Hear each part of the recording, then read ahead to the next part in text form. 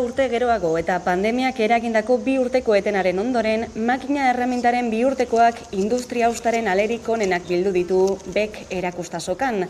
29 herrialdetako enpresen 1.436 erakustokirekin. Makina erramintaren sektoreak 120 egin zuen gora 2021 batean eta pandemia osteko eskaera olatua luzatzeko asmoarekin itzuli da 2 urtekoa. Ekoizleek ziurgabetasun giroa dagoela nabarmendu dute dena den. Arabako, Bizkaiko eta Gipuzkoako esportazioan 2,6 dira makina erreminta. Inigo Urkullu lehendakariak sektorea txalotu du, Euskal Herriaren motorra dela azpimarratuta. Ahalmen handiko herria gara. Manufaktura industria lehiakorra duena, merkatu globalean presente dagoena eta presentzia hori areagotu nahi duena. 2 urteko hau da horren frogarik argiena. Makina erremintak Euskal industriaren DNA osatzen du. Makina erremintan Europako 3 ekoizle handienen artean gaude eta munduko 9. gara. Gure ekoizpenaren 90% baino gehiago esportatzen dugu eta sektore honetan kualifikazio handiko 16.000 pertsona baino gehiago egiten du lan. Kaixo guztioi eguerdion eta ongitorriak gurean gaur magazinera. Egunero legez Deustuko estudietatik ari gara, zuzenean, eta hemendik eta ordu biterdiak bitartean, Euskal Herrian zein munduan gertatutakoak azaltzen saiatuko gara informazioa, analizia, iritzia eta entretenimenduaren bitartez. Ekainak 14 ditu gaur, asteartea da, eta esan bezala, makina erramintaren nazioarteko azokaren 2. eguna da gaurkoa, Barakaldoko BEK-en. Ostiralera bitartean izango dira 3.400 makina produktu, zerbitzu eta nobedade baino gehiago nazioartetik etorritako bisitari zain. Euskal Herrian horren garrantzitsua den makina erreminten azoka bueltan da Barakaldoko Bilbao Exhibition Centerren. 2 urtez pandemia dela eta bertan behera geratu ondoren ekin dio jarduerari berriro bienalak. 2 urteko honek etorkizuneko industria honen erakusleioa hartuko duela adierazi du Inigo Urkullu lehendakariak makina erremintaren nazioarteko bienalaren inaugurazioan. Ahalmen handiko herria gara. Manufaktura industria lehiakorra duena, merkatu globalean presente dagoena eta presentzia hori areagotu nahi duena. 2 urteko hau da horren frogarik argiena. Industriaren hitzordurik nagusienetako bat itzuli da BEK-era. Edizio berriak 28 herrialdetako 1.400 erakusketari baino gehiago, 3.400 makina, produktu, zerbitzu eta berrikuntza baino gehiago, estatuko eta nazioarteko 230 hizlari eta gonbidatutako 300 erosle handi baino gehiago izango ditu. Datuak adierazgarriak dira eta lehen mailako industriaren erakusleioa da. Makina erremintaren azoka indarturik itzuli dela baieztatu dute. Negoziorako askotariko aukerak eskaintzen dituen merkataritza harremanetarako tresna gisa bertsiorik onena eskaintzeko. Enpresek funtzionamenduan dauden makinen edapen handia egin dute BEK-en, jendaurreko aurkezpenean. Makina erremintak Euskal industriaren DNA osatzen du. Makina erremintan Europako 3 ekoizle handienen artean gaude eta munduko 9. gara. Sektoreak oroar bere ekoizpenaren 190 baino gehiago esportatzen du eta kualifikazio handiko 16.000 pertsonari baino gehiagori ematen die lana.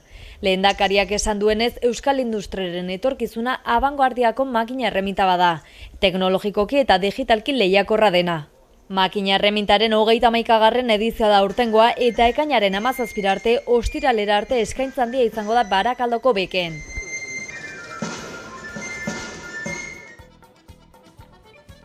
Bestalde, Gasteizeko Mercedeseko ordezkari sindikalek mobilizazioak iragarri dituzte, zuzendaritzarekin eginiko bileraren ostean aurrerapenik izan gabe. Estilenak emango ditu xehetasunak.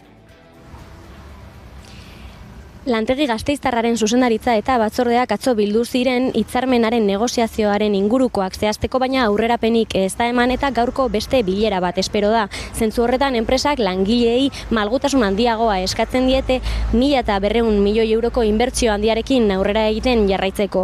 UGT-ren arabera enpresak ez ditu langileen aldarrikapenak asetzen eta kontzentrazioa deitu dute asteazkenerako ordu batetik 3 lantegiaren sarreretan. Bestalde, ELA eta SK sindikatuek langile guztiei zuzendutako batzarra deitu dute. oso argi daukagu egin duen azkenengo eskaintza eskasa dela, hori ez dugula sinatuko, eta espero dugu inorre sinatzea, eta LAPela eta SK biharko deitu dugu asanblada bat, orokorra erdena izango, beste sindikatu guztiek ez dutelako asanblada orokor bat egin nahi, ez dakigu haien postura duten azaldu nahi edo beldurragatik den, eta biharko deitu dugu asanblada orokor bat, bertan mobilizazio batzuk iragarriko ditugu, edo behintzate asanbladak onartzea zer egin behar dugun hemendik aurrera, ezin dugulako onartu enpresak negoziazioan egiten ari dena. Eta argindarraren prezioa murrizteko neurriak gaurko enkantean aplikatuko da lehen aldiz eta biharko prezioetan izango du eragina. Espero da neurri honekin argindarraren prezioa 15% eta 20% artean merketzea aurrengo hilabeteetan. Salbuespenezko neurri hori urte bateko epea izango du eta datorren urteko maiatzera arte irango du orduan. Energia prezioen larrialdiak baldintzatu da Iberiar Penintsulako salbuespenak asteazken honetan lortu du Europako batzordaren oniritzia eta beraz argindarrari urtebeteko topea ezarriko dio Europak. Mekanismoa datorren asteartean sartuko da indarrean eta astebete barru izango du isla prezioan asteazkenean. Lehenengo 6 hilabeteetan 40 euroko prezioa izango du megabat orduak eta gero hilabetero igotzen joango da, 70 eurora iritsi arte. Topea ez da Pedro Sánchez eta Antonio Costa presidenteek eskatutako 30 euroetara jaitsiko, baina kontuan hartuta megabat orduaren prezioa 100 euroen bueltan dagoela orain, neurria faktura jaistea ahalbidetuko du. Espainiako gobernuaren arabera murrizketa 15% eta 20% artekoa izango da.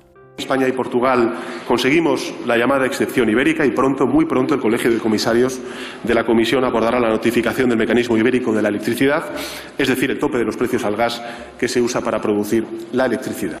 Lo que supondrá una rebaja de entre un 15 y un 20% de los precios de la electricidad para las familias y las empresas de nuestro país. Neurriak edonola baditu muga gehiago. Hasteko ez dira elektrizitate ekoizleen irabaziak ukituko. Jatorrizko proiektuak horrela aurreikusten zuen arren. Hala ere Ursula von der Leyen Europako batzordeko presidenteak sistemaren erreforma handia eskatu du. Sistema honek jada ez duela funtzionatzen adieraziz. Bruselak azaldu duenez 6.300 milioi euroko kostua izango du Espainiaren kasuan eta 2.100 eurokoa Portugalen kasuan, gobernu bakoitzak jakinarazitako xehetasunen arabera. Bestalde Teresa Ribera Espainiako trantsizio ekologikoko ministroak dio gasaren muga berdina izango dela Espainian eta Portugalen eta diseinatu bezala onartu dela. Hay un elemento fundamental que queda recogido en las dos normas y es que se van incorporando a contribuir a ese ajuste a posteriori según se van produciendo las revisiones mes a mes. Neurria 2023ko maiatzaren 31 arte aplikatuko da.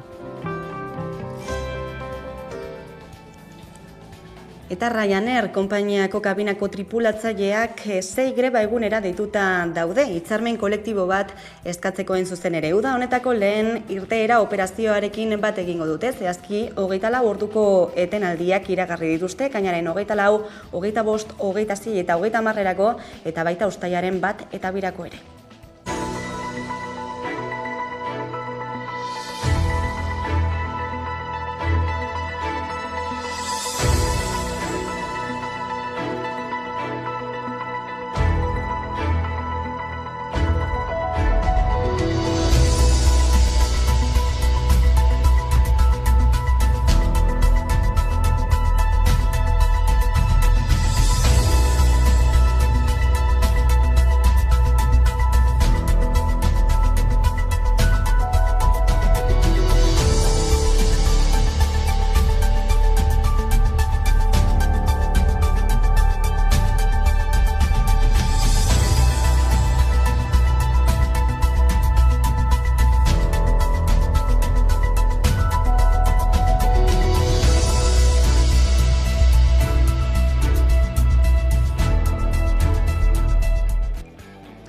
eta Osakidetzarekin lotuta herritarren beharren araberako osasungintza publikoa exigitu diote herri plataformek lakuari. Izan ere Gotzondez Sagardui, Lakuako osasun sailburuak foro pribatu batean eginiko lehen arretari eta osasungintzari buruzko adierazpenek hautsak arrotzen jarraitzen dute. Kultura berriari buruz hitz egin zuen Sagarduik eta oraingoan osasungintza publikoaren aldeko herri plataformek eskutitza igorri diote eta jarrera doilarra izatea leporatu diote. Erabakietako sindikatuek Bilbon deitutako manifestazioan parte hartzeko deia egin dute. Hezkuntza itunaren jarraipen batzordea bildu zen atzokoan eta EAJak iragarri du zeresana eman duen planifikazio dekretuaren zirriborroa aldatu egingo duela. Atzo elkartu zen lehendabizikoz jarraipen batzordea eta balekoa izan zen maiatzaren amaieran publiko egin zen ikastetxeen sarea antolatzeko eta planifikatzeko dekretuaren zirriborroaren harira sortutako tentzioak baretzeko. Hezkuntza akordioa garatzen hasi baino ez dira egin, hurrengo deialdia zehaztu dute dagoeneko. Astelenean, akordioaren egutegiaren berri emango baitu Jokin Bildarratzek Eusko Legebiltzarrean. Eta ingurumenarekin lotuta, egindako azken aurkikuntza kezkagarria da Antartikako elur jauzi berrian mikroplastikoak aurkitu dituztela.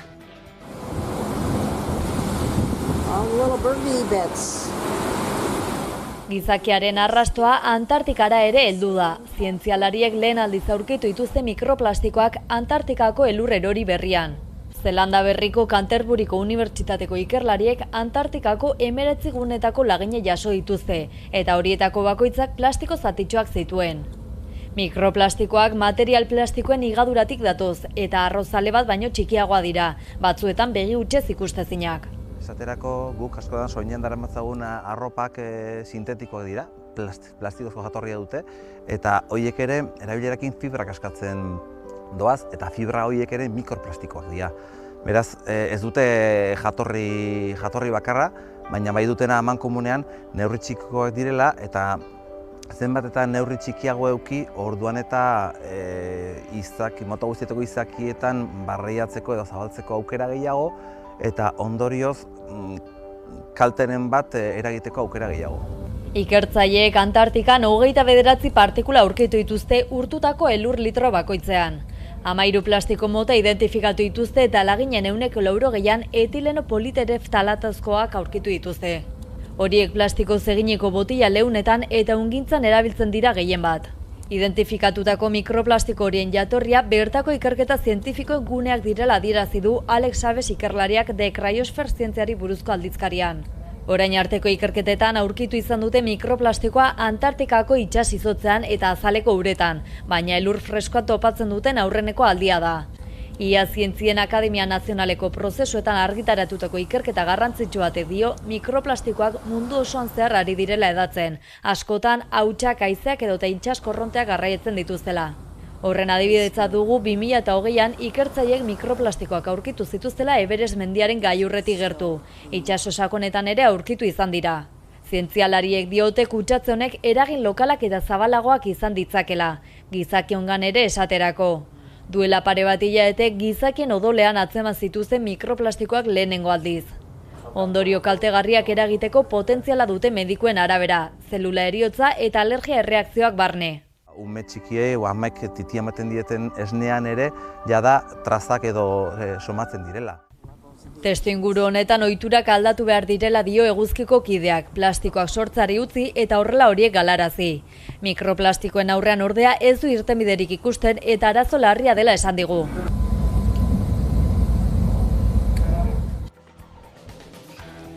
Bain zuzen ikerketa honek ekarriko dituen ondorioei buruz aritzeko, bat egingo dugu zuzenean Lorea Floresekin, Greenpeace Euskadiko koordinatzailea da bera. Eguerdion? Eguerdion zuri ere. Bueno, aurkikuntza berria da honakoa, Antartidako elur erori berrian mikroplastikoak antzeman dituztela, zer nolako dimentsio hartzen du honek? Bueno, dimentsioa ikaragarria, ez? Baita ez bai elur freskoa, baina lehenago ere Greenpeacek ere 2018an egin zuen ikerketa batean ikusi zuenan elurretan zein Antartika inguruko uretan haitz ohikoak zirela olako osagaiak, ez? Eta hori, Antartika bezalako, ez, lurralde urrun batean, pristinoa konsideratzen zen orain arte, hor ere ikusten dugu, nola gizakiaren aktibitatea den inpaktuak ere iristen ditu. Bai, badirudi iaz dela gelditzen ez dagoeneko munduan txoko bat bakarrerez plastikoa duenik edo mikroplastikorik duenik. Ikerketaren arabera datuek diote 29 mikroplastiko partikula aurkitu dituztela litro bakoitzeko. Nondik dator mikroplastiko guzti hori?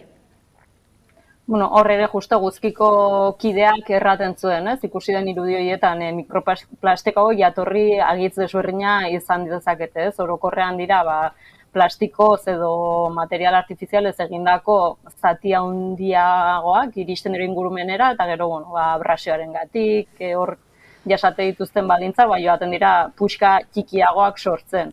Egia da, oro har, gehien aurkitzen dena izaten dela PET motako plastikoak, eta hauek hauniz dire edo arropetan erabiltzen diren zuntzetatik etorriak, edo supermerkatuetako poltsak edo edarientzako plastikozko botila hauetatik etortzen direnak. Bai, batez ere horiek dira gure gizakiaren osasunean kalteak eragin diezaketenak, ezta? Bai, hori da, oraindik haunitz dago frogatzeko, aurkitu dira, jada, olako elementuen aztarna gure odoletan, gure gorputzetan, baina izan ditzazketen ondorio guztiak oraindik ere ez dira ongi aztertu, ez, baina, ja, ematen du ez, kezkatzeko ikusteak gure gorputzean ere asimilatzen hasi garela. Behintzat momentuz ez, neurriak hartzeko unea dela ematen du, zenolako neurriak hartu daitezke etorkizunean egoera ez dadin okertu? Hor gu urteak daramatzagu olakoak erraten, ez? Badago jerarkia bat hondakinen tratamenduan, ez? Erraten dula lehendabiziko murriztu behar dela, gero berrerabili eta bertziklatu, ez? Ikusi dugu gaur egun dagoen bertziklapen sistemak ez duela behar ez dela nahikoa, ez? Azkenean plastikoak begira, ez? Antartidaraino ere iristen ari dira, orduan lehenik eta behin murriztu, ez? Sortzen ditugun osagaiak alden heinean berrerabilgarriak izan behar dira, eta sortzen diren momentutik ere, pentsatu behar dira sortzen diren osagai horiek, beraien biziziklo osoan zehar izango duten ibilbidean, ez? Orokorrean, gauzak pentsatzen dira, erabiliko diren momentuan, bete behar dituzten funtzioetan, baina ez hauek hondakin bihurtzen direnean, hauek tratatzeko erreistasunetan, ez? Beraz, hori dena kontutan hartu behar da, gero behin bere bizi erabilgarriaren amaiera iristen denean osagai bat, erreixa izateko, ez, honen berrerabilpena edo bertziklazioa eta barrez, eta olakoetan pentsatzen hasi behar dugu lehen baino lehen. Mezu horrekin geldituko gara, Lorea Flores, eskerrik asko gaurkoan gurekin izategatik. Ni eskertzeri ere. Eta kultura lorrean, Arabako bertsolari txapelketa amaituta, Estilana Olankideak emango ditu xehetasun guztiak Gasteizetik. Dagoeneko jakina da Perua Barrategi izan dela Arabako bertsolari txapelketaren txapelduna, Manes Agirrerekin buruzburukoan ibili ostean. Serapio López Ortueta bertsolariak entregatu dio txapela eta merezi duen moduan Araba zaintzeko aldarria egin zuen azken agurran. Bertsolari gazte eta veteranoen arteko ikuskizuna izan zen larunbatekoa eta irrikideak izan ziren nagusi, izan ere 6 bertsolarietatik 4 Aramaiokoak izan dira. Arabako bertsozale elkarteak ere valorazioa egin du, valorazio positiboa egin du txapelketaren inguruan. Valorazio oso positiboa, ez?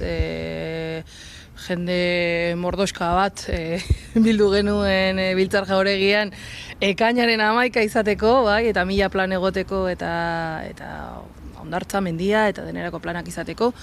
Oso pozik alde horretatik, eta bertxokaletate eta eman zen lehiaz ere oso pozik, eta, dena ondo joan zitaigun. Iritzi da azkenean Arabako bertsolari txapelketaren 15. edizioaren finala, eta Perua Barrategik eraman du txapela. 608 punturekin, Peru Barrategi zaiaren dia! Europa Jauregian izan da hitzordua larunbat arratsaldean eta 600 pertsonen aurrean aritu dira irabazleaz gain Manes Agirre, Paula Milburu, Oiane Perea, Xabi Igoa eta Iñaki Binaspre bertsolariak. Manes Agirrerekin buruzburukoan aritu ondoren gazte aramaioarrak 1982an lehen bertso eskolen sortzailetako bat izandako Serapio Lopez Ortuetaren eskutik jaso du txapela. Herrikideak izan dira nagusi oholtza gainean, izan ere 6 bertsolaritik 4 aramaiokoak dira. Horrez gain, bertsolari gazte eta veteranoen arteko ikuskizuna izan da larunbatekoa, eta Abarrategik merezi duen moduan zaindu ezazue Araba aldarrikatu du azken agurrean. Gu ere euskaldun gara, beraz konpleju guztiak, doazela pikutara, ama berdinak erditu, baditu 7 alaba, ama berdinak erditu, baditu 7 alaba, merezi duen moduan, zaindu zazue Araba.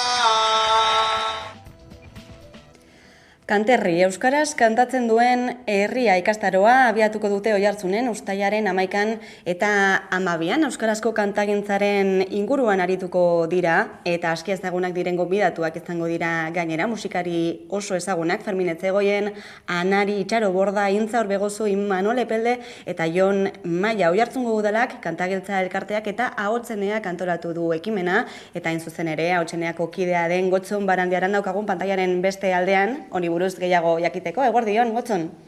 Eguerdion, bai. Bueno, lehenik eta behin, zenolako helburua du ikastaro honek?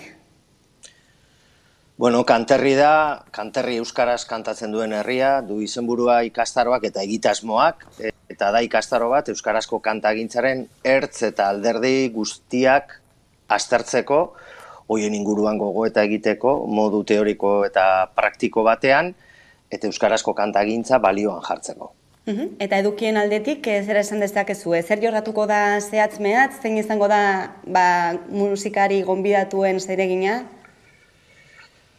Bueno, esan duan bezala, euskarazko kantagintzak ertz asko ditu, badauka alderdi artistiko bat, badauka alderdi estetiko bat, badauka alderdi kultural bat, badauka alderdi historiko bat, linguistiko bat, soziolinguistiko bat, soziologiko bat, eta orduan, ertz hoiek guztiak ekarri nahi ditugu Kanterrira. Lehenengo ikastaro honetan, lehenengo edizio honetan, goizetan, uztailaren 11 eta 12an, irakurketa teoriko batzuk proposatu dizkiegu Fermin Etxegoien eta Intza Orbegozori. Fermin Etxegoienek 20. mendeko kantagintzari buruzko bere irakurketa eskainiko digu. Seguruenik gitarra ere ekarriko du bere azalpenak janzteko, eta Intza Orbegozok egingo du 21. mendeko lehenengo 20 urte hauetan euskarazko kantagintzak zer eman digun, ze evoluzio izan duen, hizkuntzaren hautua nola ematen ari den belaunaldi berrietan, genero ikuspegia ere landuko du, zaletasuna eta gero produkzio eta industria mailan ere euskarazko kantagintzak ze salto eman duen, ze garapen eman duen ere aztertuko du.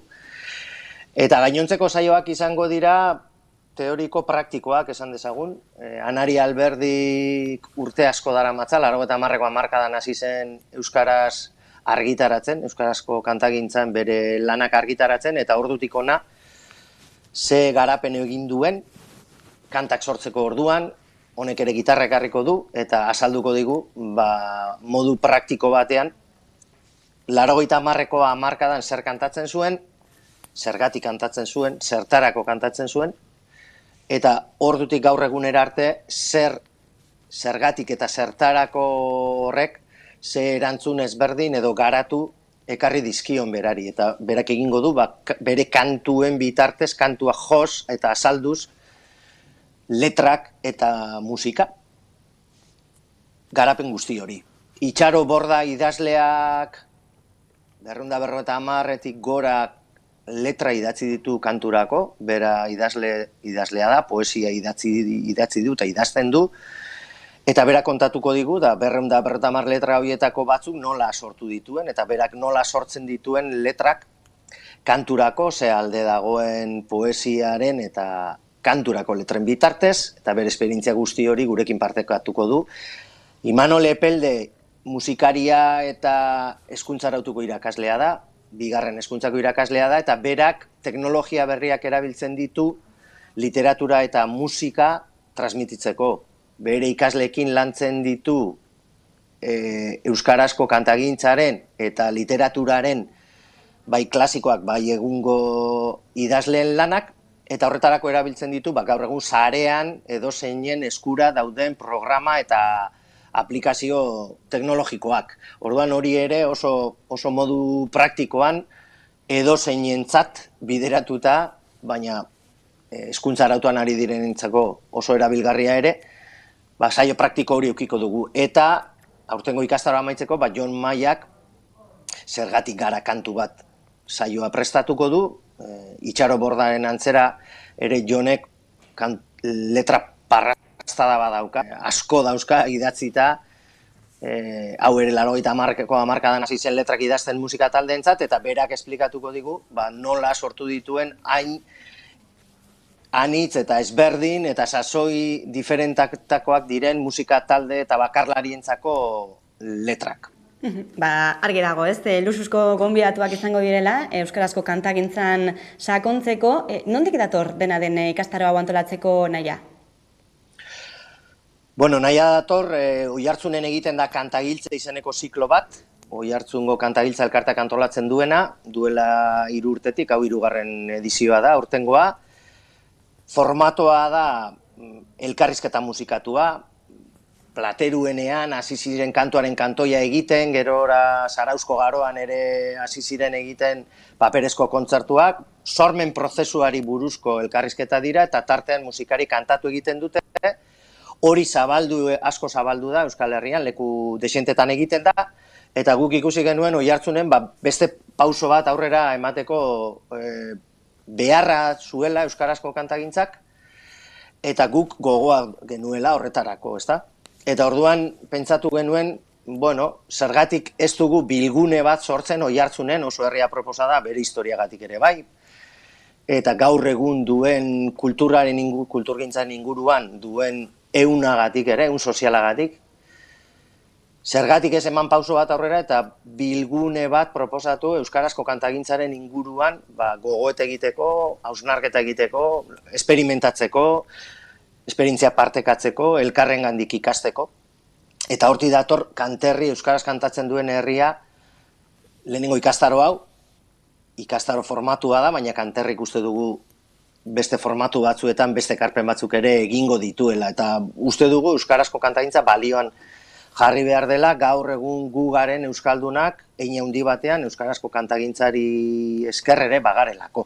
Aipatu dugu, ez? Hilabete eskaz falta dela ikastaro horri hasiera emateko, ekainaren 11 eta 12 izango delako, Oiartzunen bertan, norbaitek parte hartu nahi izanez gero, zer egin beharko luke?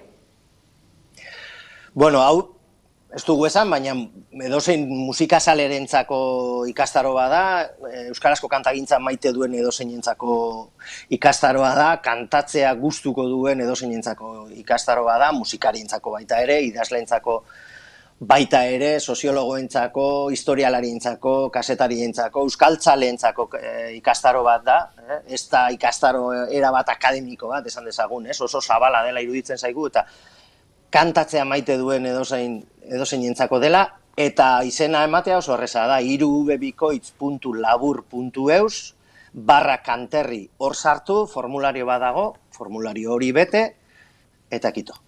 Horrela ematen da izena. Hortxe esetasun guztiak eta parte hartzeko gonbidapena ere. Gotzon Barandiaran, mila esker gaurkoan gurean izateagatik. Eskerrik asko zuri. Eta Araba euskaraz ospatzeko atzera kontaketa ere hasia da. Igande honetan emango zaio hasiera jaiari. Estila nao. Jaialdiaren 42. edizioa izango da aurtengoa eta Argantzun ikastolaren eraikin berri bat egitea daukate helburu. Olarizun ospatuko da, duela 4 hamarkada ospatu zen lehen edizioa egin zuten leku berean, eta horretarako hainbat jarduera, ekitaldi eta ikuskizun antolatu dituzte goizeko 10:00 hasita arratsaldeko 7:00 arte. Araba euskarazeko bideokliparekin utziko zaituztegu eta segituan itzuliko gara eguneko elkarrizketa nagusiarekin. Gaurkoan gurekin izango dugu Itziar Kortez Teluiarreko hizkuntza eta teknologia unitateko koordinatzailea. Orain arte.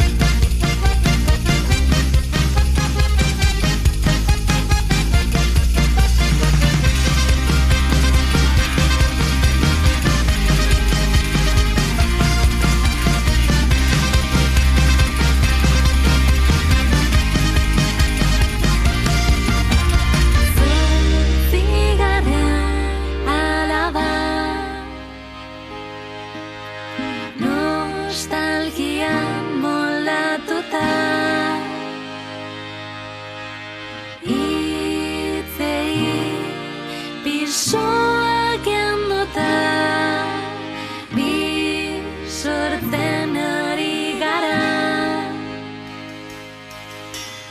Hartu gabe ametsa gure artean sartu da. Zortzi alabantzari hizkuntza baten liura egizu jozioak gure baso osto erritura. Sugandiak orman gora ikastolako leiorak ukaritzeko. Zato zain daukagu festa, azalpen beharrik ez da zer garen ospatzeko. Ikastoletan hasi haumen mingainetan ari eta ez da geldituko. Mintzatzeko aukera berriak izateak gure saria batu da gaikitzeko. Sortzi alabantzari hizkuntza baten ligura egizu jozioak gure baso osto.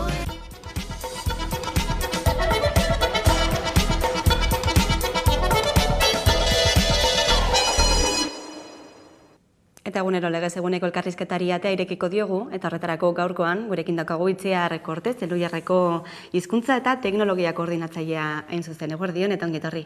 Eguerdion da, mila esker gonbidapenagatik. Bueno, azken urteetan, Elhuyarretik jotakei bilezarete adimen artifizialaren alorrean, berrikuntzak egiten, ura erabilita enpresen lehiakortasunari laguntzeko aukerak zabaldu dituzue, aste honetan adibide giza daukagu, Barakaldoko bekin ospatzen ari den makina erramintaren bienal hori, digitalizazioa oso agerikoa egiten dela, sektore horretan.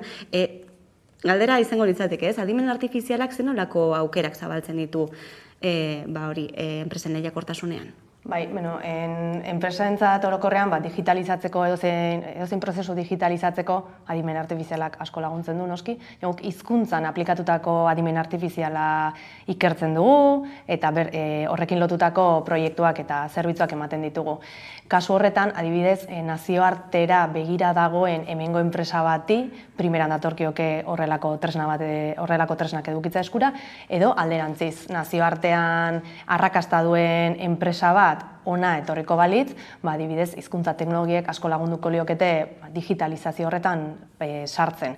Eta gainera, industrian oso garrantzitsua da pertsona eta makinen arteko elkarrekintzan nolabaiteko optimizazio bat bilatzea edo ahalik eta modu erosoenean lan egitea langileak, ezta.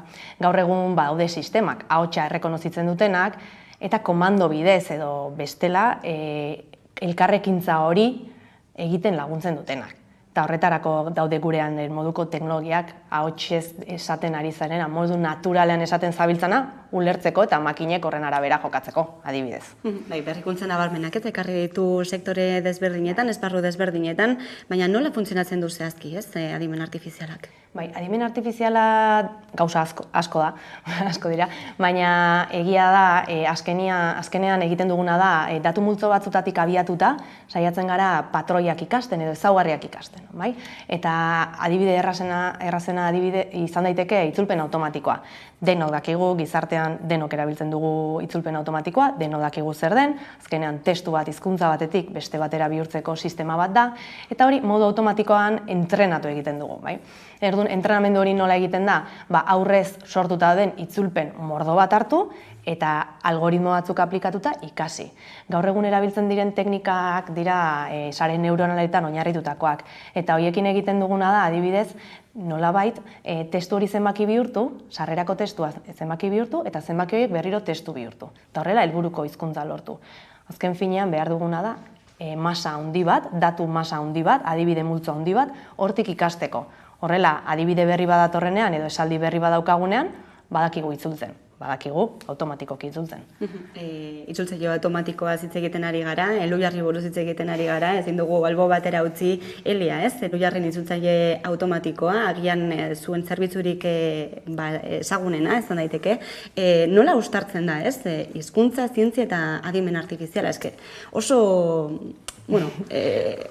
Bai, adibidez, Elhuyarren, urteak daramatzagu arlo honetan lanean. Itzulpen automatikoarekin akaso 20 urte badira lanean ari garela, baina egia da orain arteko emaitzarik ez dugula lortu. Gaur egun kalitateko emaitza lortzen ditugu euskararekin, eta azken finean Elhuyarren helburuetako bat da, euskara presente egotea gure gizarteko esparru anitzetan, adibidez, esparru digitalean. Eta horretarako hizkuntza teknologiak bere bizikoak dira. Itzulpen automatikoan egin dugun lan guztiarekin, batez ere EHUko isataldearekin, egin izan ditugu lan hauek, ikusten genuen ez genuela lortzen akaso guk nahi besteko kalitate maila. Baina gaur egun, sare neuronalen etorrerekin edo boomarekin lortu dugu kalitateko emaitzak ematea.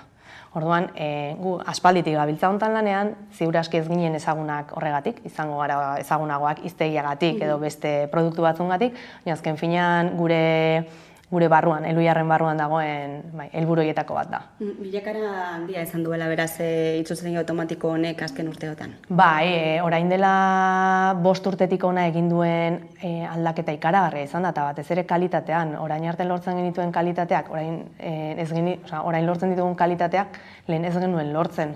Eta orain ikusi dugunean lor daitekeela teknika hauek aplikatuta, buru belarriari gara ikerketan, eta ikerketan lortzen ditugun emaitza onoiek gure bezeroen eta erabiltzaileen eskura jartzen, bai?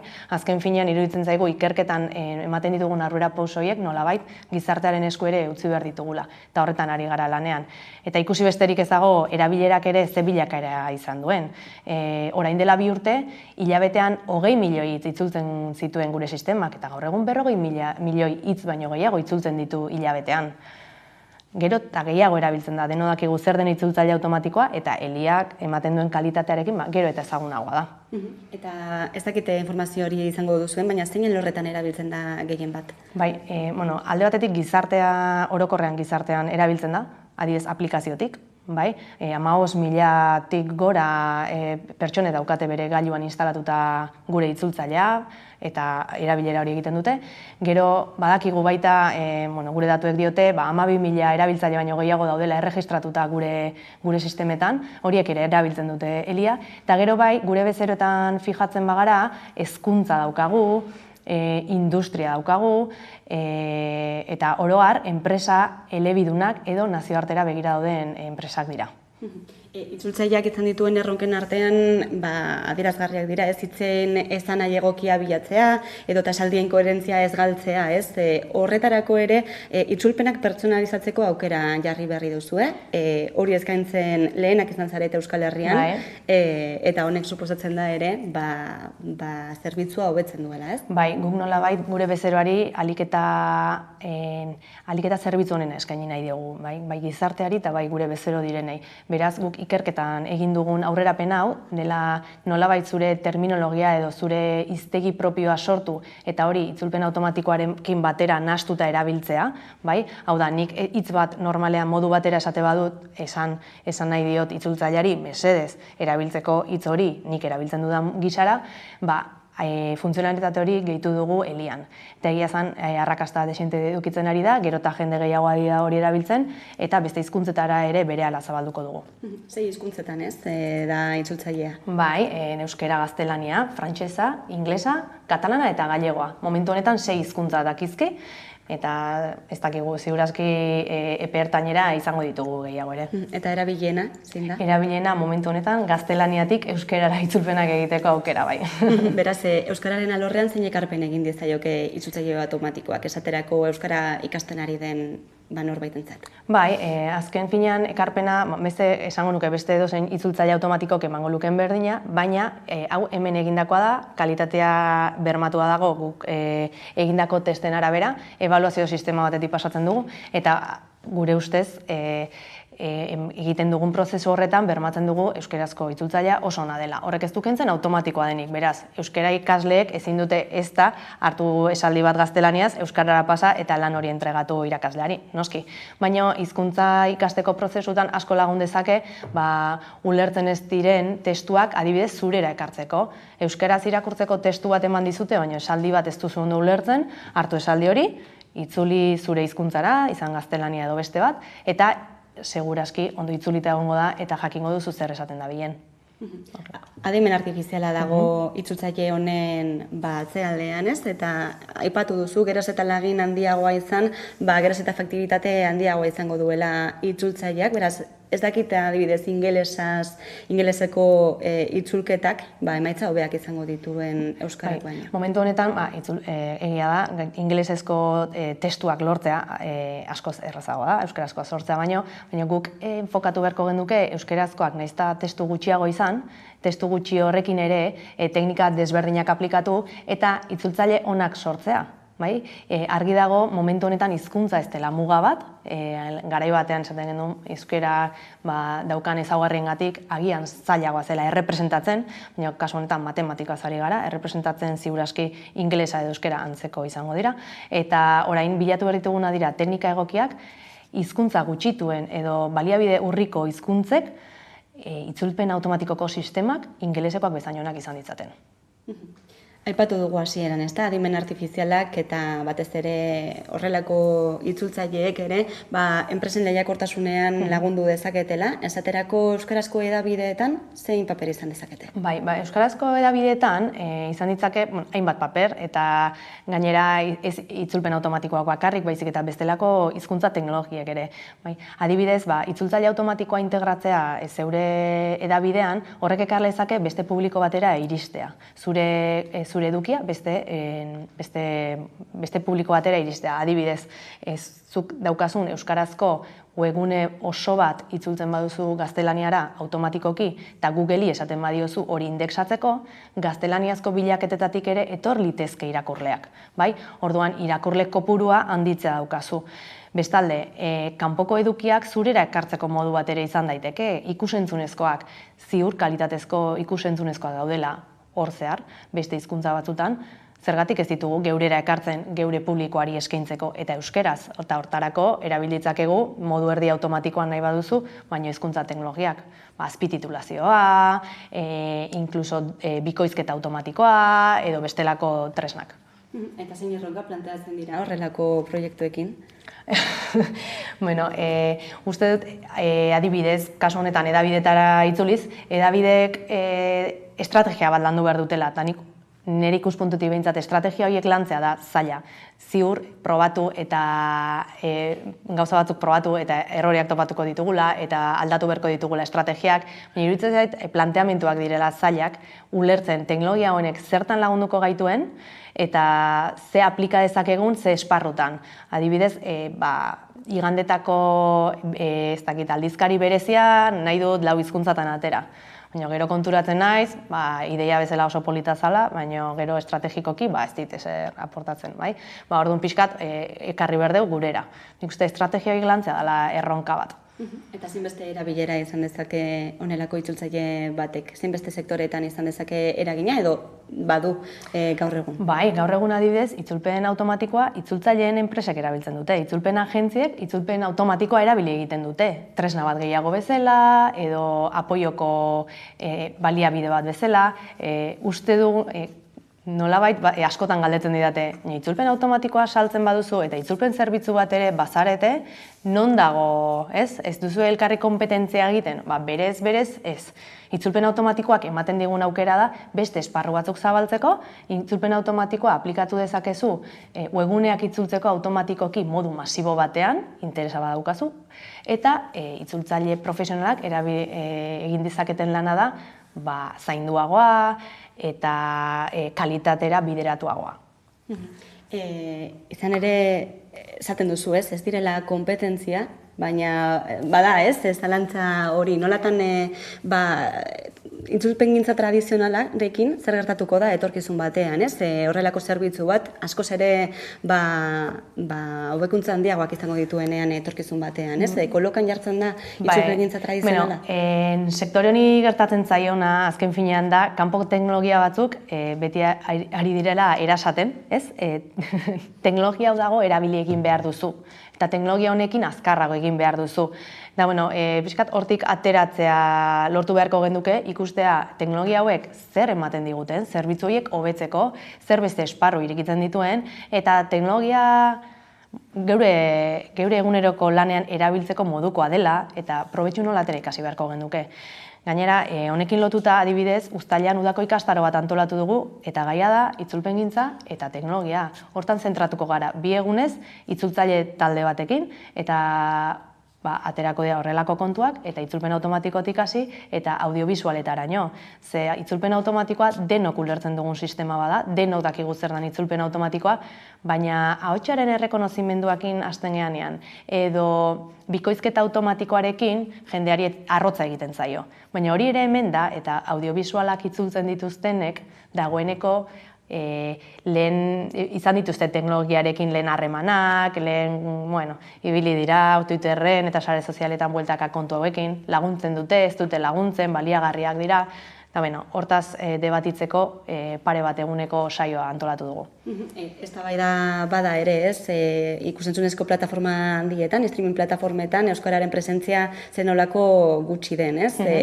Honek ere lagundu dezake etorkizun batean, ez, presentzia hori handitzen. Hori da, presentzia handitu daiteke horrelako tresnekin. Nik uste, tresnak nola baliatu pentsatu berdela. Beti estrategia baten barruan, ez dugu katalogo oso bat hartu eta euskarara itzultzeak modu masibo batean nik ez dakitzen bateraino lagun dezaken, baina eduki batzuk horrela egitea eta beste batzuk modu profesionalean edo tarteko bide bat bilatzea ziur interesgarria dela guztiontzat. Eta lehen aipatzen zenuen harira, ez, elkar elikatu dezaketela, ez, adimen artifizialak eta gizakiaren lanak beste esparru batzuetan aipatu bezala, ez, industriaren alorrean esaterako digitalizazioak ere badakarren kezka da, ez, zenbat lanpostu suntzitu daitekeen horren harira, adimen artifiziala eta gizakiaren lana uztartuta, ez? Bai, hor, arrisku txuena edo izan daiteke adimen artifiziala asko ari dela, adimen artifizialen esparrua asko ari da handitzen, azkar eta harrapatzen gaitu batzutan ez dakigula nola jokatu horrekin. Ez, gizarte bezala, enpresetan ez dakigu horrekin nola jokatu. Baina nik usteet iritsiko dela horrekin bizitzera ohituko garen momentua eta jakingo dugula nola egin aurrera, inolako sektoreri ikaragarrizko kalterik egin gabe edo aurrera egiteko moduan izango gara ziur. Eta Elia itzultzaile automatikoari buruz, urte hurrena izan da aurten eta gainera berrikuntzak dakartza, ezta? Bai, berrikuntzatako bat izan da, erabiltzaileari aukera ematea, hiztegi pertsonalizatuak erabiltzeko. Baina egia da, berrikuntza gehiago ekarriko ditugula aurten, horietako bat izango da, laster aplikazio bat kaleratuko dugu gure ordenagailutan instalatzeko, Elia ordenagailuan bertan erabili ahal izateko. Gure helburua da, geroz eta erosoago erabiltzea jendeak Elia, uste dugu kalitatez bikaina da, Elia, baina erabilerari ere garrantzia eman behar diogula eta edozein herritarrek Elia erraz erabiltzeko modua izan behar duela. Beraz, konputagailutan instalatzeko aplikazioa etorriko da, eta berrikuntza gehiago, ikusiko ditugu. Eta etorkizunean nola irudikatzen duzu? Etorkizunean irudikatzen dut pertsonalizatuagoa, oraindik eta pertsonalizatuagoa, iruditzen zait bezeroek eta erabiltzaileek orokorrean eskatzen dutena dela bere beharretara egokitutako itzultzaile bat edukitzea, beti galdetzen digute, hau zuzendu dut, urrengoan ondo egingo dit? Ez gaude puntu hortan, baina agian momentu batean egongo gara, bale? Orduan, iruditzen zait, jendeak nahi dula beretzako moduko itzultzaile automatiko bat edukita, gusaiatuko gara horra iristen. Berrien zain ere geldituko gara, Itziar Kortez, Elhuyarreko Hizkuntza eta Teknologia Koordinatzailea, eskerrik asko Maket Telebistara gerturatzeagatik. Zuei mila esker. Eta tarte bat eta jarraian itzuliko gara eguneko solasaldiari bide emateko. Gaurkoan gurekin izango ditugu Nekane Gartzia eta Ramon Barela, orain arte. Ekainaren 10-tik 19 zatoz Igorreko jaietara. Adin guztientzako egitarau zabala izango dugu. Umeentzako jolasak, dantzak, kirol lehiaketak, txarangak, trikitilariak. Eta gauak musikaz girotuko ditugu. Lukiek, Espalak, Galazota, Gozategi, DJ Feministrak, Erdoi, Nafarroa 1512, Zeinke, Eskakeitan, DJ Jotatxo eta asko zere gehiago. Ekainaren 10-tik 19 hurbildu zaitez Igorreko jaietara eta gozatu jai giroan. Zein polita den Igorre San Antoniotan.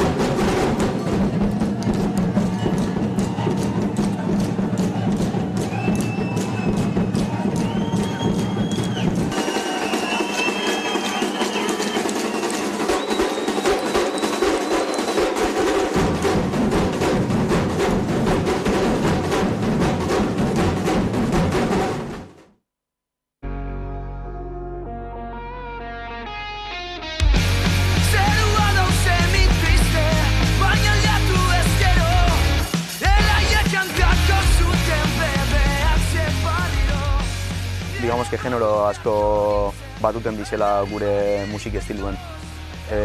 Melodietan alda egon popa, alda egon post-hardcorra bai edo aldarrizek, gero kantan estrukturetan alda egon hardcorra bai, gitarra melodiko aldi egon, bateri gogorrak, orduen hainbat estilo sartxindi ez gure musik estiluen. Osa, musike oso zabala entzuten du, eta beti izan du hori galderi entzulientzako izen bidela, ez gure txako. Beti mogiten mengari esapur bete, ez dakitz musike tristetik edo melankolikotik, horti mogiten gariz, bai gitarra akorditatik, melodizetatik, letratatik bai. Diskoa purtsu bete eskinite daue salantzieri, eta bakotxa beran pertsonien biaketiri edo. Ez du gure erantzun bete mon, bai du gudu horregaz jolastu, eta purtsu bet garai ezberdine gauzela bizitzen. Dano etorten dazku momento gogor bat pasateko sasoi bet edo ez dakitz. Eta diskue horretan oinarritu izan duen gehien bat. Zeran aurre egin horreri eta ze ikuspuntu ezberdintatik aurre egin horreri. Guk udune da jentia segon jo eta zenbat eta zabalago izan gure musiki eta jente gehiago llega bai. Guretzako hori da etorkizune. Festivalak edo areto handiz hauek edo eskara geratuko undergroundien, bai beti okin gu goguen, ze azkan ningu hortik gatoz. Euskal Herriko aktualitatea ikusteko eta jarraitzeko beste modu bat da Hamaika Telebista. Eguneroko gaiak alde batera utzi gabe, itzalean direnei arreta eskainiz eta tartea emanez. Errealitatearen 11 alde ikuspuntu guztiak kontuan hartuta. Gertatutakoa, zuzenean eta eskura. Noiz nahi, edonon eta euskarri guztietan gainera. Telebista egiteko beste modu bat posible delako. Euskaraz, gertutik eta konfiantzaz. Egin dezagun, bat izan, 11 egin. Arratsaldeon bikote, Bagera Elkarteak antolatutako bikografia saio hauetara.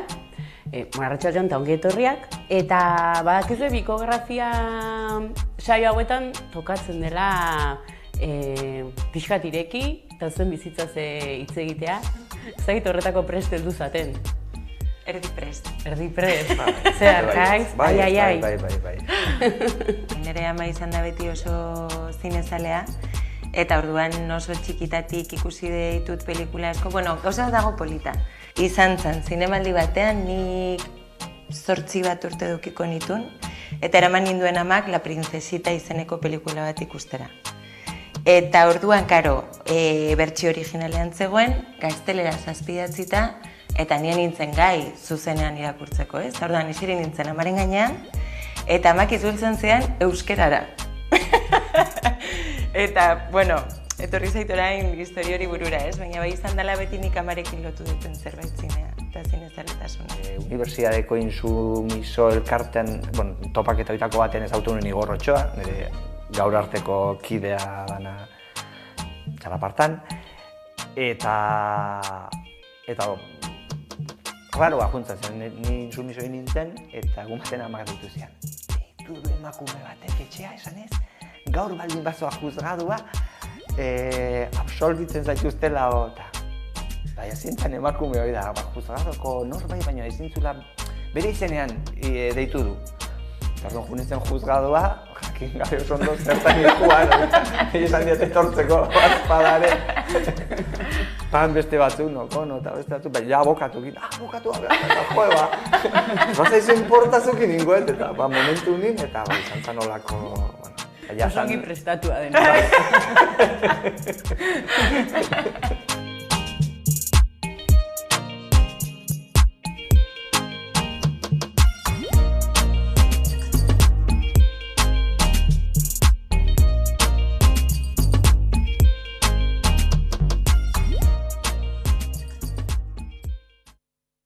Zerk egiten zaitu gaiztoa beti zorrotza, garratzak zure hitzak.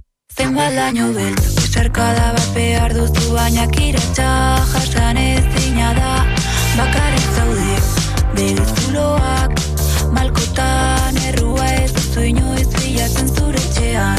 Sebe zuloan, ilunpetan ikuste zein omen da, zure zauria.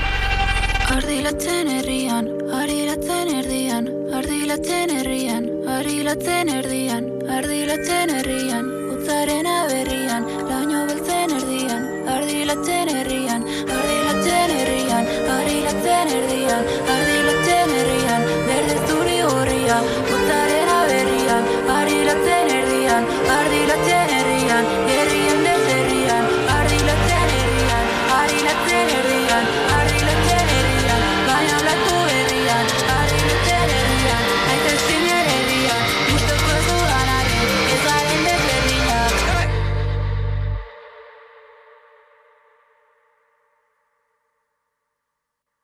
Ez da zure errua.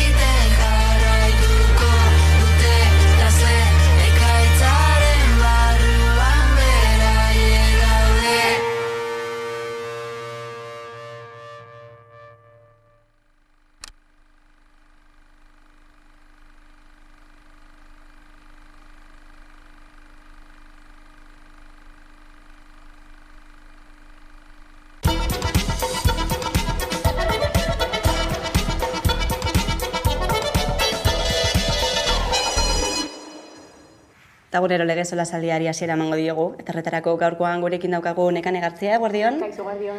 Eta Ramon Baren, eguerdion. Eguerdion, bai. Bueno, asteburura begira jarrita, Ipar Euskal Herriko hauteskunde legegile horietara begira, emaitzak aztertuko ditugu, lehenik eta behin, izan ere badakizue NUPES koalizio ezkertiarrak emaitza oso onak izan dituela, Macronen Ensemble koalizioarekin iaia parean gelditu delako, bien arteko lehia izango da beraz bigarren itzulian, erabat kontrakoak diren bi proiektu politiko ez, aurrez aurre izango dira, eta esan bezala lehen itzulian bozkatzera joan ez diren horiek izango duten nolabait gakoa, izan ere abstentzioa inoizko altuena izan da. Ikusiko dugu, osatuko dugu informazioa lehenik eta behin, eta gero komentatuko dugu.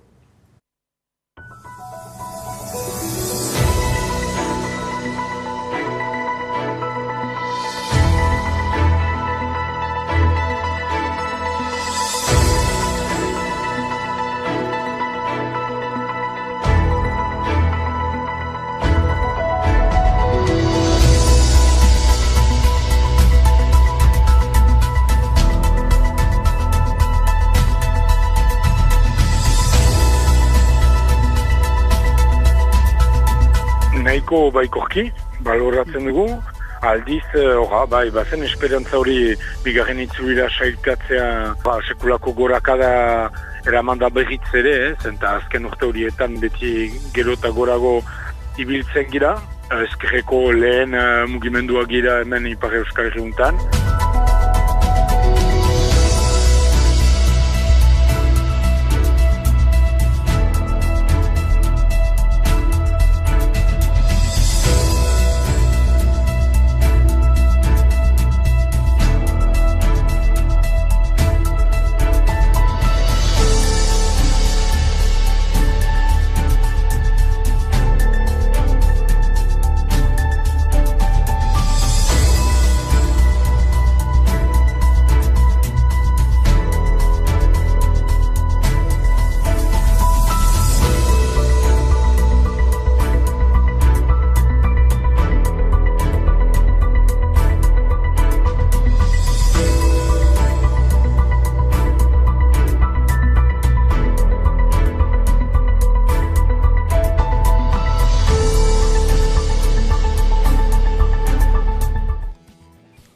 Hori esek gakoak ez, Macron eta Ezkerreko koalizioa parez pare, Euskal Herria bai hirugarren indarra, Ipar Euskal Herrian, beraz lehenik eta behin hausnarketa bat edo titular bat eskatuko dizuegu.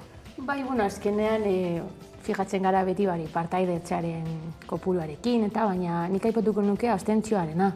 Azkenean egunero ez, badaukagu hauteskunde prozesu asko hemendik urrunago, eta, klaro, azkenean hauek esan nahi du, nik uste jendeak kokoteraino dagoela, politikarien eta agintarien konfidantza galdu egin dela, eta bai Macronen irudia nik behintzat pentsatzen dut pixkat desgastatuta dagoela.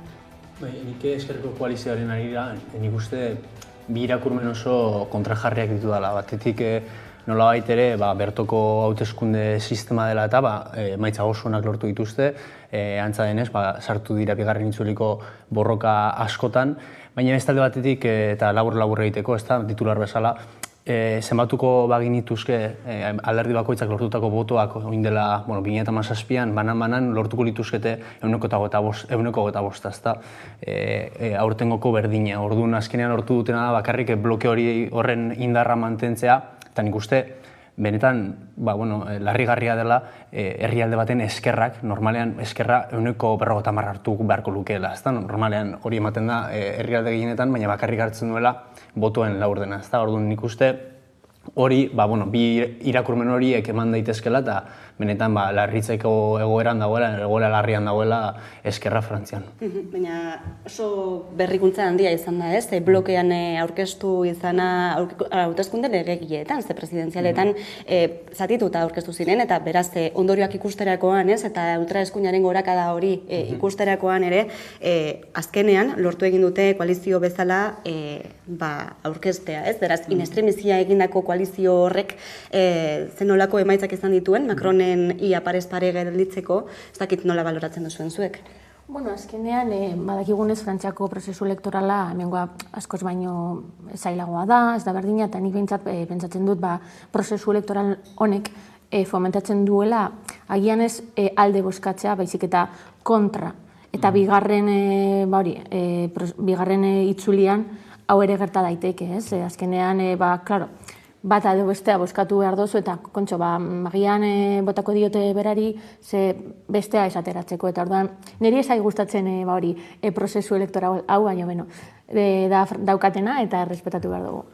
Aipatu zu lehenago nekane parte hartze oso basua izan dela, oso apala, inoizko abstentzio handiena izan dela, 48%koa Ipar Euskal Herrian, beraz abstentzioak nabarmenki egin du gora, ikusi dugu ez, beste herrialde batzuetan, beste hauteskunde batzuetan ere, zenolako abstentzioa daukagun, zer egozten diozuzuk? Claro, gainera, mobilizazio ezarena oso gai komplikatu da zen. Askotan, adibidez, Espainiar estatuan alderdi askok aipatu dute, edo eskerraren inguruko jendeak aipatu du orotan, Espainian batasun ez horrek nolabait bideratu duera abstentzioa eta saltoagoa izatea eskerran eta desilusioa. Eta ontsi ikusi dugu, Frantzian ez dela hori eman, eta benetan aitzindaria izan den koalizio bat lortu dutela komunistetatik ekologistak barne hartuz eta sozialistetara helduz. Talan da guztiz ikusi dugu, nolabait langileek ez dutela prozesu horietan parte hartzen geroz eta gutxiago. Orduan, nik uste benetan azterketa soziologiko sakona egin beharko genukeela, ez dagoela inolako konponbide bakarrik, hain zuzen ere, askotan aski erraz ezaten dugu, hau konponduko litzateke politikariek erantzukizun zuzena izango balute, edo hau konponduko litzateke benetan proiektu ausartak aurkeztuko egin dituzke, eta askotan nik uste erantzun simpleetan geratzen garela, eta benetan hausnarketa sakona merezi duela gaiak, baina egia zan nik gakoak ez ditut, eta azkenean nik ingurukoak entzuten ditut, eta askotan nekanek aipatutakoa, ez da? Nabaritzen da nolaik jendeak kantsata dagoela politikari ez eta politikari buruz, ez bakarrik politikariei, baizik eta politika orokorrean politikari buruz. Orduan nik uste, igual benaunan dikontua izan liteke, baina benetan itxerezko erronka daukagula hemendik datozen urteetara eta hauteskundetara begira. Bai, guztiz ados, azkenean alderdiek izugarrizko arazoak izango dituzte konfidantza berriro berreskuratzeko. Eta gero bai, aipatuko nuke, azkenean nik ustet hau bai dela kultura politikari buruz bai diferentzia asko daudez, azkenean Frantzian izan dute izugarrizko akordioak, zuk esan duzun bezala, hemen iaz dira existitzen edo ez dira iritsiko, eta bai jendeak onartzen du ondo, hori koalizio horiek, hemen ez, hemen da bipartidismo hutsa, eta uste dute bai esnartuko beharko dugula gazteetako boska nola izan da, egon den ala ez boska edo etxean geratu diren ala ez, azkenean nik uste dute alderdiek galdu egin dutela konexioa gazteekin. Izan ere, boto emana aztertzen baldin badugu, azken urteetan ikusten dugu nola urterik urtera abstentzioak goraka egiten duen eremu guztietan, Euskal Herrian, Ipar Euskal Herrian ere bai, beraz pentsatzekoa da hurrengo urteetan arazoa sakonduko delako, ez? Eta hemen planteatzen den beste galdera bat da, zein puntura arte diren legitimoak hauteskundeak ez parte hartzea hain basuarekin. Bai, eta Euskal Herrian edo Euskal Autonomia Erkidegoan izan zirenean azkenengoan hauteskundeak gotzi genizkion parte hartze tasa basu horiek COVID-19 isurriari, eta hori ez da ematen, badaude kasuak, baina tira nik uste gure egunerokotasunean eta boto mailen egunerokotasunean COVID-19 ez da izango ez boskatzeko arrazoirik nagusiena, ez da, orduan, ez dakit, etorkizuna begira jakin beharko genuke agian iraganean geneukagun sistema hau, iraganean eta daukaguna, ez da, baina 20. mendean ondo funtzionatu zuen sistema hau agian nolabaiteko aldaketak edo erreformak izan beharko lituzkeela, ikusita bereziki biztanleon parte hartzea izugarri aldatu dela, biztanleon beharrak eta desirak asko aldatu direla, eta azkenean teknologia eta barreko berrikuntzak etorri direla, eta horiek guztiak ez dira txertatu politikan, ez politika gintza prozesuan, ez parte hartze politikoaren prozesuan. Agian izan diteke, udaletxe bakoitzan edo horrelakoetan parte hartze sistemak izatea, baina hori demokrazian berez boto emate horretan ez da izan inolako irautzarik, ez da? Orduan, horren inguruko hausnarketak bai bultzatu beharko liratekeela, ez da? Agian, orain dela 40 urte ezarri zen sistema Espainian gutxienez, berdin mantentzea igual ez da egokiena, ikusita zenolako bilakera izaten ari duen, eta ikusita, zuk aipatu bezala, beherazko joera horretan gaudela. Bai, nik uste dut ezuk esan duzun bezala, azkenean egoera aldatu da, izugarrizko teknologia daukagu, baina bozkatzerakoan ez dau teknologia. Eta azkenean nik uste demokrazia batean fomentatzea derrigorrezkoa dela, ez dakit nola, ze, klaro, badakigunez, azkenean interneten dagoen gauzak bai trukatu aldaiteke, eta baina, ez dute frogak edo hausnartu hori posiblea izateko, eta nik behintzat pentsatzen dut hori egin behar dela.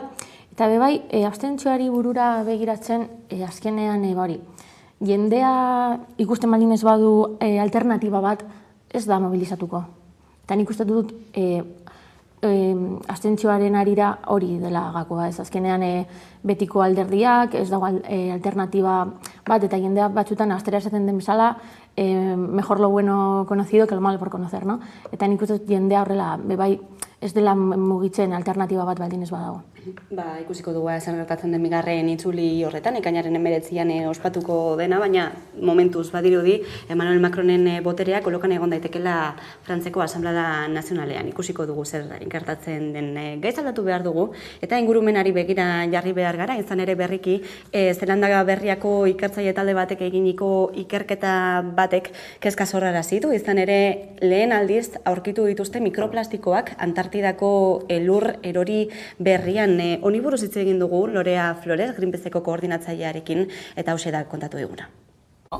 Dimensioa ikaragarria, ez? Bai elur freskoa, baina lehenago ere Greenpeacek ere 2018an egin zuen ikerketa batean ikusi zuenan elurretan zein Antartika inguruko uretan haitz ohikoak zirela olako osagaiak, ez? Eta hori Antartika bezalako, ez, lurralde urrun batean pristinoa konsideratzen zen orain arte, hor ere ikusten dugu nola gizakiaren aktibitatea den inpaktuak ere iristen ditu.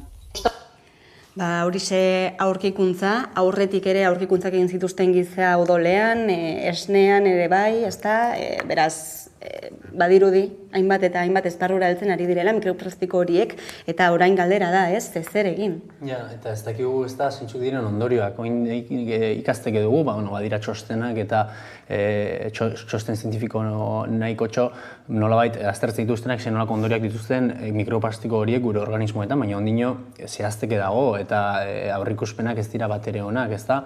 Eta ikusita bereziki, zegoen Txekoslovakiar energia aditu bat, Václav Smil, eta berak aipatzen du beti gure gizarteak edo gure egungoko bizimoduak lau zutabe dituela. Altzailua, sementua, amoniakoa eta plastikoa.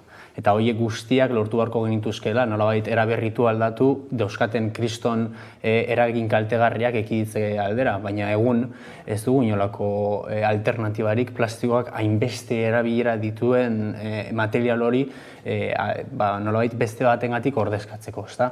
Etorkizunera begira kriston erronka dugu, hori ikusten da urtero, ni surfeatzera noala egunero ikusi daiteke hondartzan eta ikusten da benetan, eta hemendik nik memoria gehiegi ez dut, baina hemendik orain dela 10 urte ez zen hainbeste plastiko eta mikroplastiko ikusten hondartzan eta gaur egun ikusten da. Eta etorkizuna begira benetan larria izan daiteke markatu egoera baten aurrean gaude. Ez dakigulako zelolako ondorioak izan ditzazkeen horrek gure osasunean, guk jaten ditugun arrainetan, edo guk jaten ditugun animalietan, edo barazkietan, edo besterik gabe, itsasoan bainu bat hartzen, irentzi ditzakezulako, ez da? Orduan ez dakigu, horri dirua eta baliabideak bideratu beharko zaizkio, baina benetan kezkagarria egoera. Azkenean itsasora botatzen dugun gauzak beti bueltatzen dira. Eta gero bai egiten ari dira politika ekologistak, baina gero hausnartzen konturatzen zara politika ekologista hori batzutan egiten dituztela daukasun diruaren kopuruaren arira, ez? Azkenean bai esaten digute pajitak aldatzea, orain dira ez dira plastiskozkoa, baina ez dakit norbaitek 2-3 hegazkinak erosi ditu eta ez da ezer gertatzen. Hori bai garraioetan politika aldatu beharko da. Azkenean ezin dugu beti joan hegazkinetan, nik uste apostu bat egin behar dela trenari buruz, baina ez dakit noiz eta nola egingo duten. Azkenean bai, ondo daude analiziak, Greenpeace esaten duten gauzak, baina gauzak egiten balin ez baldira, hor geratzen dira kajoi batean. Horren arira, politika ekologikoen arira, ez, planteatzen den beste zalantza edo kezka hori da, ez, nola egin trantsizio energetiko eta ekologiko hori era justu batean, ez? Behin eta berriro ikusten dugu nola eskatzen ari zaigun herritarroi aldaketak egiteko gure bizimoduan eta egin beharrekoak dira, baina zer gertatzen da dirudunekin, ez? Gero ikusten dugu adibidez Elon Musk espaziora doala bidaiatzera eta ez dakitzen bat milioi herritarra aina kutsatzen duela, ez? Eta ez dagoela inolako araurik hori. Bai, eta hain zuzen ere horren arira plastikoekin, orain dela gutxi atera zen argia zen, plastikoak ezin dira berziklatu, berez. Batzuk bai, kontua da plastikoak ezin daitezkela sartu besterik gabe ontzi hori baten eta horrekin nahiko. Hori da, pertsona individuali jartzen zaien nolabaiteko erantzukizun edo ardura bat, baina egiatan plastikoak 7-8 maila ezberdinetan sakabanatu beharko lirateke, eta 7-8 maila horiek birziklapen maila altuago edo basuagoa izan dezakete, batzuk birziklatu daitezke, beste batzuk ez, baina guk besterik ez guztiak ontsi berdinera botatzen ditugu, eta ez dau hori birziklatzerik, askotan hasten dirako plastiko mota ezberdinak, material ezberdinekin, prozesu ezberdinak behar dituztenak, eta orduan nik uste askotan falta zaigula erantzukizun individuala eskatzerako orduan egitura apropos bat. Eta hori politika publikotik etorri barko litzateke zer da. Nik ez baldin badut egitura publikorik edo sabor sistemarik nik sortzen duan plastiko sabor guzti hori birziklatzeko, niri ezin didazu eskatu hori birziklatzeko, gain zuzen ere ez duelako esertarako balio. Eta ezin didazu zer eskatu ere ni supermerkatura baldin manoa eta dena plastikoz beteta baldin badago. Osea, nik azkenean hori kontsumitu barko dut, agian nik nire aguakateak ezin dituzako erosi herriko merkatuan askoz garaztiagoak direlako eta nire familiaren diru sarrerak ez dutelako horretarako ematen, ezta? Orduan nik uste bai, hemen aurretik aipatu bezala, ezta? Askotan egiturak izan behar direla eta egiturak prestatu behar direla erakunde publikoetatik, gero posible izateko herritarrei erantzukizun individual hori eskatzeko. Nekanek aipatu du, hobeto egongo litzateke guztiok trenez garraiatuko bagina, baina trenik ez dau Bilbotik irtetzen dena edonora, bakarrik Miranda de Ebrora. Beraz, bi alde horietatik izan barko lirateke esfortzuak. Bai, guztiz ados, nik zuk esan duzun bezala, azkenean supermerkatu batera jaten baldin bazara eta begiratzen baldin baduzu hori panelak eta bar, plastiko. Eta agian nik uste politika publikoak egiterakoan, agian elikadura enpreseekin egin behar dute elkarlan bat hau aldatzeko eta azkenean zuk esan duzun bezala. Zuk batzutan joaten zara supermerkatura eta ikusten dozu fruta plastikoekin eta ez du behar, platano batzuk zertarako. Eta ez dozu alternatiba edo beste denda batera joan behar zara eta jende asko ezin du elikagai ekologikoak